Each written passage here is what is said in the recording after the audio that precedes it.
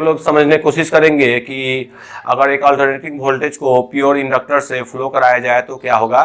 जैसा कि आप इस डायग्राम में देख सकते हैं, मैंने इसको रिप्रेजेंट किया हुआ है कि ये अल्टरनेटिंग वोल्टेज है और यह एक इंडक्टर है जिसका सेल्फ इंडक्टेंस का वैल्यू एल है। अगर आप इसमें लूप रूल का यूज करेंगे ना तो आपको ये फार्मूला यूज ऑब्टेन होगा।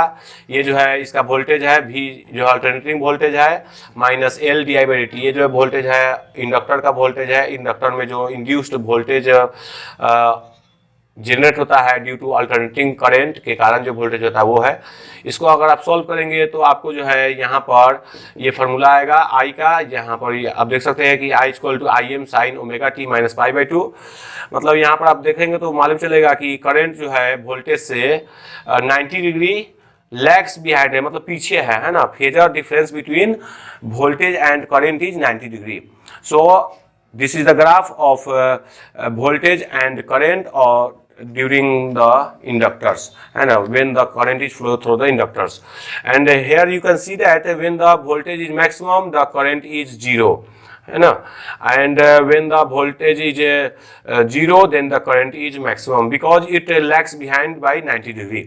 And this is the graph of voltage and alternating current. So when the current is when the voltage is applied to the pure inductive circuits, and here again XL is what? XL is the inductive reactance which is analogous to the resistance. Means ये जो काम resistance का होता है वही काम inductance inductive reactance का होगा।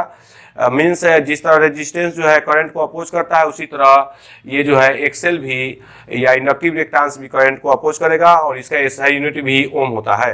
एक्सेल का वैल्यू देखेंगे तो एक्सेल जो है इसी की जगह पर यूज हुआ है, ओमेगा एल की जगह पर यूज हुआ है, तो एक्सेल का वैल्यू होता है ओमेगा एल, है ना। मतलब एक्सेल का वैल्यू किस किस चीज पर डिपेंड करता है, तो फ्रीक्वेंसी पर डिपेंड करता है और सेल्फ इंडक्टेंस के वैल्यू पर डिपेंड करता है ना। डीसी करंट के लिए एक्सेल का वैल्यू 0 होता है क्योंकि ओमेगा एल का वैल्यू भी 0 होता है। Okay, I hope you understand all this terms. So again next class में हम लोग इसके बारे में और डिटेल्स में समझेंगे कि इसका पावर कैसा होता है, पावर का फॉर्मूला क्या है ना।